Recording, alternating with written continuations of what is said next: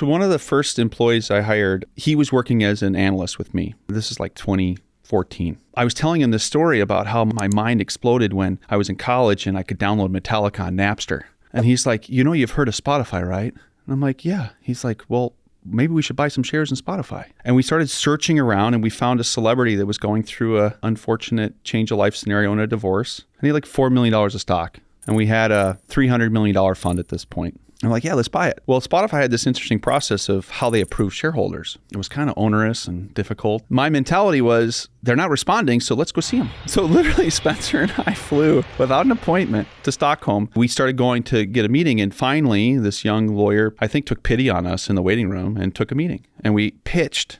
They're like, yeah, we could use the help. Very humble, very nice people. And before we left the meeting, they were like, do you think you could buy $150 million worth of stock? And I said, sure. And I didn't have the money because we were in the process of raising the fund. And I think we had like closed on $125 million. How long did you have? We had 60 days. You had 60 days to raise 125. And we got to day 59 and we had sent 141 million to one of the earliest investors, very predominant Norwegian, and the ROFR ends. And if we don't send them the $9 million, the deal blows up. And I don't have $9 million to my name. So I borrow it from them.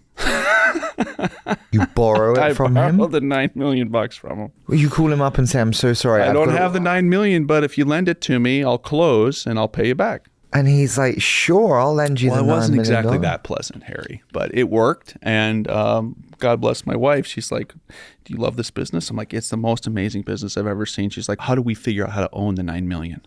And we figured it out. And that 9 turned into a very different number.